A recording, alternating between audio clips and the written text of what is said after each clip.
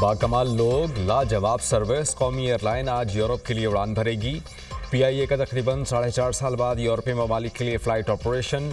Paris के लिए पहली परवाज़ आज रवाना होगी। बोइंग 777 तैयारा 300 मुसाफिरों को लेकर इस्लामाबाद से उड़ान भरेगा। तर्जुमान PIA के मुताबिक पेरिस के लिए पहली परवाज़ मुकम्मल फुल जा रही है। पेरिस के लिए हफ्तावार 2 बराह रास्त परवाज़ें चला रहे हैं।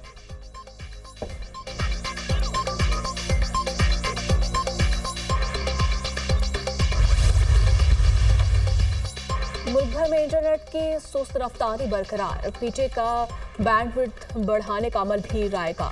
बैंडविड्थ बढ़ाने के बावजूद इंटरनेट रफ्तार तेज नहीं होगी। व्हाट्सएप, फेसबुक, इंस्टाग्राम जैसी मेटा सर्विसेज सुस्ती का शिकार रहेंगे। इंटरनेट रफ्तार बहाल होने में अभी मजीद कई रोज लगेंगे। PTA वाईफाई या वायरलेस नेटवर्क्स के जरिए हसास मालूमात चोरी होने का खदशा। वायरलेस राउटर्स तो कम महफूज डिवाइसेस करार दे दिया गया। काबीना डिवीजन का तमाम वफाकी वजारतों, डिवीजन और सूबाई हुकूमतों को मुरासले में कहा गया कि वाईफाई के जरिए नेटवर्क ट्रैफिक में बासानी मुदाखलत हो सकती है। राउटर्स अपडेट्स के जरिए इंटरनेट ट्रैफिक को गैर महफूज तरफ मोड़ा जा सकता है। वाईफाई नेटवर्क के जरिए डायरेक्टरीज और फाइल्स को बासानी शेयर किया जा सकता है। मुरासले में वाईफाई के पास वर्ड बचीदा रखने की सिफारिश की गई। वाईफाई का नाम या ID खुफिया रखने, अहम मालूमात बचाने के लिए गेस्ट नेटवर्क बंद करने की भी तजवीज़ दी गई है।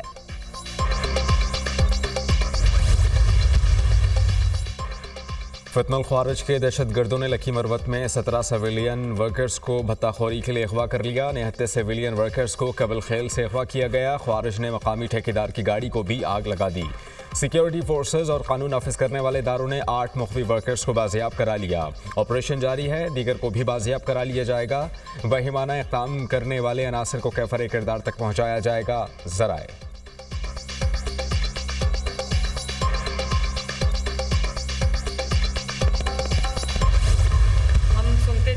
कि लोग कहते थे कि जी सड़कें बनाने से कोई कौम तरक्की नहीं करती। बड़ी हैरत की बात है, किसी की अकल पे मैं मातम करूं, रहूं या क्या करूं। अब आपको अगर सड़क अवेलेबल नहीं होगी तो आप अपनी जो फार्म टू मार्केट रोड है वो आपने अपनी प्रोड्यूस लेके जानी, वो आप कैसे लेके जाओगे। जहां सड़क बनती है वहां तरक्की आती है। पिछली हुकूमत ने 4 साल में कुछ नहीं किया। उनका मुंह खुलता है तो गाली निकालते हैं। न सिर्फ जानवरों का इलाज करेंगे बल्कि कई सियासी जमातों को जो बीमारियां लाहक है उनका भी इलाज करेंगे। सुनते थे सड़कें बनाने से कौन तरक्की नहीं कर सकती। समझ नहीं आती इन बातों पर रोएं या मातम करें।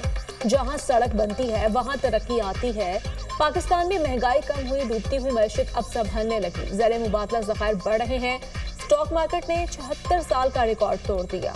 मरियम नवाज का तकरीब से खिताब, कहा पहले डिफॉल्ट की खबरें आ रही थी, 10 माह में ही पाकिस्तान तरक्की की मनाजिल तय करने लगा। पंजाब वाहिद सूबा है जिसमें आटे ही रोटी की कीमत में कमी हुई।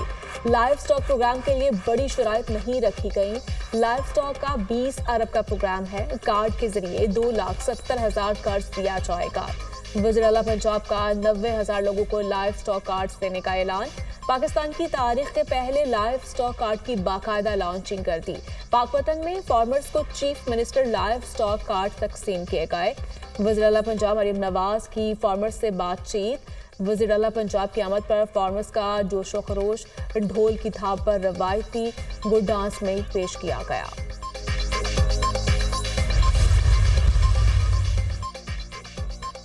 पाकिस्तान की बेहतरी के लिए मुज़ाकरात कर रहे हैं। वफाकी हुकूमत के साथ बातचीत जारी है। बानी PTI से इनफरादी मुलाकातें हो रही हैं। मुज़ाकराती कमेटी की मुलाकात ताख़ीर से होने की वजह स्पीकर का मुल्क से बाहर होना है। अय्याज सादिक वापस आ गए, अब मुलाकात हो जाएगी। वज़ीर आला खैबर पख्तूनख्वा अली अमीन गंडापुर की मीडिया टॉक। अली अमीन गंडापुर ने कहा कि पाकिस्तान में नए सूबे बनने चाहिए, हमें बादशाहत करनी है, इसलिए सूबे नहीं बना रहे। हर कोई चाहता है कि मेरे पास बड़ा इख्तियार हो। बानी PTI को हमेशा कहता था कि सूबे छोटे करने से 99% मसाइल हल हो जाएंगे। मौजूदा निज़ाम ने हमें खौफ में डाला हुआ है, हमें खौफ के बुत तोड़ना होंगे। कशकोल तोड़कर हर इदारे को अपने पाँव पर खड़ा करना है। वज़ीर आला KP का नर्सिंग और मेडिकल कॉलेज कायम करने का ऐलान। कहा कि इस साल यूनिवर्सिटी ऑफ पेशावर को 50 करोड़ रुपए देना मेरा काम है।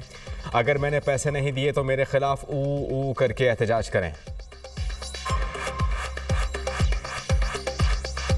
हमें आगे बढ़ने के लिए ये खौफ का बुत तोड़ना पड़ेगा। मैं यहाँ पे एक तो नर्सिंग का और मेडिकल कॉलेज का ऐलान करता हूँ। तो उन्होंने कहा हमें चाहिए सिर्फ 500 मिलियन, उसका तो मैं ऐलान कर देता हूँ, इंशाल्लाह वो मैं आपको दे दूंगा। इस एक साल में 50 करोड़ रुपए देना मेरा काम है।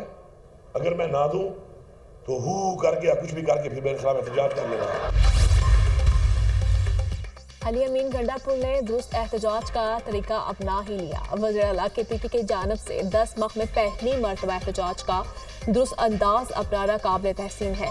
वाज़िब माशरों में एहतजाज पुरअमन ही होता है और काम भी चलता रहता है, जिंदगी मफरूश नहीं होती। वफाकी वज़ीर इत्तलात अता का अली अमीन गंडापुर के बयान पर रद्द-ए-अमल कहा, काश 9 मई और 26 नवंबर को भी चढ़ाई और जलाओ घेराव की बजाय ऐसे ही ऊ करके एहतजाज कर लेते।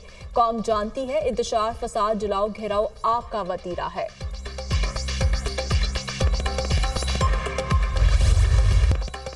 इंसदाद दहशतगर्दी अदालत से मुलजिम बरी हो रहा है, उसे फौजी अदालत से सजा हो रही है। क्या फौजी अदालतों में कोई खास सबूत फराहम किया जाता है? इंसदाद दहशतगर्दी अदालतों को क्यों नहीं मजबूत बनाया जाता? अदालतों ने फैसला तो शवाहिद देखकर ही करना होता है। सदर ममलिकत के पास इख्तियार के बुनियादी हुकूक मुअत्तल कर सकें। एग्जीक्यूटिव सदर ममलिकत के ऑर्डर पर अमल दरामद करवाती है। ये तमाम इख्तियारात एग्जीक्यूटिव के हैं तो कोई और कैसे इस पर मामला देख सकता है? जस्टिस जमाल खान बंदूखेल के सिविलियंस के ट्रायल के फैसले के खिलाफ इंट्रा कोर्ट अपील पर समाअत में रिमार्क्स। जस्टिस हसन नजर रिजवी ने कहा कि GHQ कराची वे समेत मुख्तलिफ तनसीबात पर माजी में दहशतगर्द हमले हुए। हमें बताएं इन हमलों में कहाँ ट्रायल हुआ? एक आर्मी चीफ का तैयारा हाईजैक करने की साजिश का केस बना था। ख्वाजा साहब, वो केस आम अदालत में चला, आप एक फरीक के वकील थे।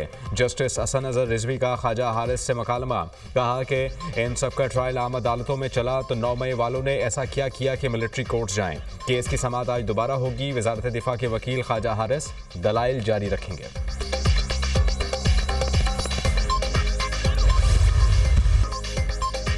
9 मई और 26 नवंबर पर जुडिशल कमिश्नर और कारकुनों की रिहाई मुतालिबात में शामिल है। बानी PTI से मुलाकात करना चाहते हैं, लेकिन हमें बताया गया कि मुलाकात करवाना जेल मैनुअल में शामिल नहीं। हुकूमत अपनी बात से मुकर रही है। अगर हुकूमत वाकई इख्तियार रखती है तो बानी PTI से मुलाकात करवाए। ओपोजिशन लीडर उमर अयूब की मीडिया टॉक।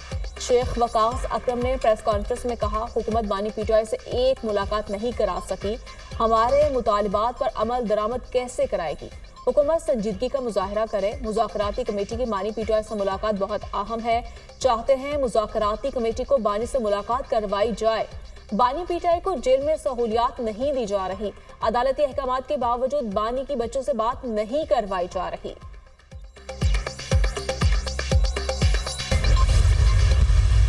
अली अमीन के अलावा जो लोग मिलते हैं बाकी, वो तो इमरान खान को उतना जानते ही नहीं है, ना इमरान खान उनको उतना जानते हैं।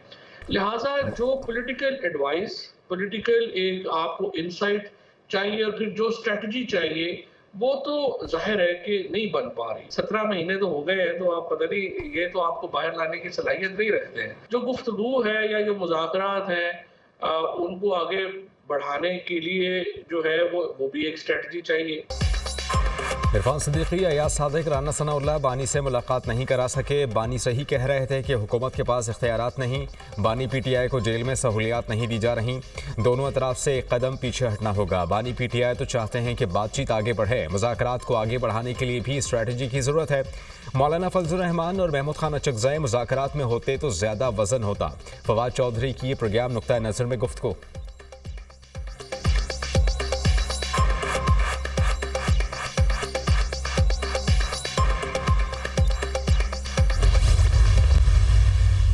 अगर डील करके बाहर आएगा तो ज्यादा खतरनाक होगा, या डील करके करे बगैर बाहर आएगा तो ज्यादा खतरनाक होगा? मेरा ख्याल है डील करके आएगा तो पाकिस्तान के लिए अच्छा होगा। डील करके आएंगे तो, क्योंकि उसमें फिर ये होगा कि जी, मतलब उसमें देखें ना, डील का मतलब क्या होता है कि आप क्या करने के लिए तैयार हैं, क्या करने। दूसरा तरीका ये होता है कि जी डेवास्टेटिंग कॉन्सिक्वेंसेज हैं, जैसे सीरिया में कि nothing was planned. Muslim League नून में 2 ग्रुप हैं। दोनों ग्रुप चाहते हैं PTI खत्म हो जाए। इरफान सदीकी जैसे लोग चाहते हैं PTI को तस्लीम कर लेना चाहिए।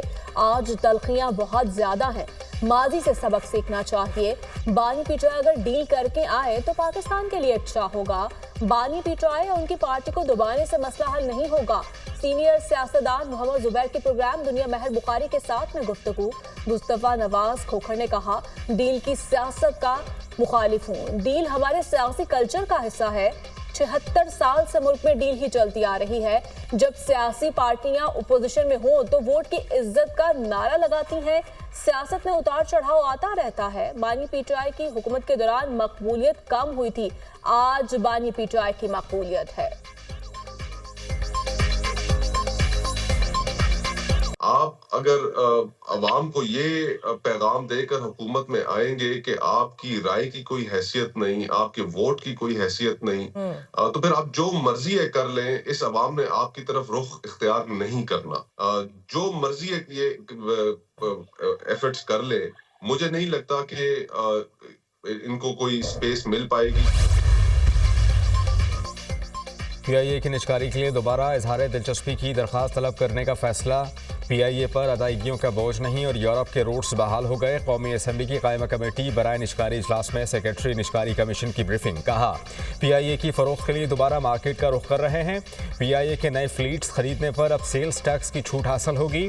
पीआईए मिल्कियत रोजवेल्ट होटल की फरोख्त के लिए 3 तरीक़ाकार तय पा गए।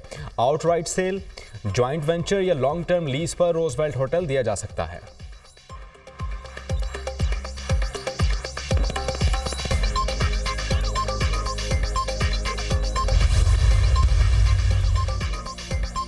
सदर आसिफ अली जरदारी बिजनेस कम्युनिटी को बहुत अहमियत देते हैं। 75% मुल्क को ताजिर बरादरी चला रहे हैं।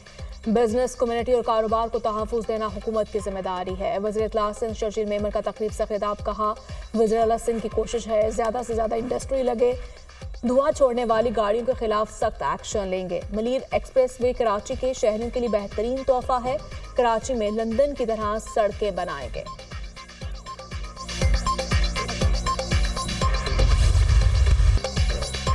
हुकूमत बिजली की खरीदारी की जिम्मेदार नहीं, हम सिर्फ एक माहौल फराहम करेंगे। माजी में हमने महंगी बिजली खरीदी जिसका बोझ आवाम को उठाना पड़ा। हमें अभी सख्त फैसले लेने होंगे। सस्ती तवानाई का हुसूल तरजीह है। तवानाई मनसूबों में आवाम के मफाद को मुकद्दम रखा जा रहा है। वफाकी वजीर तवानाई उवैस लगारी का तकरीब से खिताब। कहा कि बिजली की पैदावार के साथ तरसील के निज़ाम को बेहतर बना रहे हैं। बिजली तकसीम कार कंपनीज के बोर्ड्स की तंजीमें नौ कर दी है।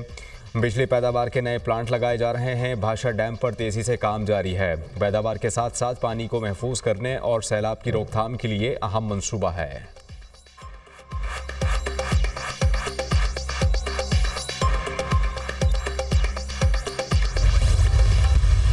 हम अपनी एहतिजाजी तहरीक को असर-ए-नौ शुरू करेंगे और 17 जनवरी को पूरे मुल्क में एहतिजाज किया जाएगा बिजली की कीमतों में कमी करने के लिए, और फिर उसके बाद हम अगले लाएअमल का भी अपना ऐलान करेंगे। जमात-ए-इस्लामी का 17 जनवरी को बिजली की कीमतों के खिलाफ एहतजाज का ऐलान। हाफिज नईमुर रहमान कहते हैं हुकूमत सिर्फ ऐलानात करती है, बिजली की कीमतें कम नहीं करती। फैसला किया, अब अपनी एहतजाजी तहरीक को असर-ए-नौ शुरू करेंगे। वज़ीर आज़म मुल्क के उड़ान भरने की बात कर रहे हैं। स्टॉक मार्केट के इंडेक्स बेहतर होने से पेट्रोल और डॉलर की कीमत कम क्यों नहीं हुई।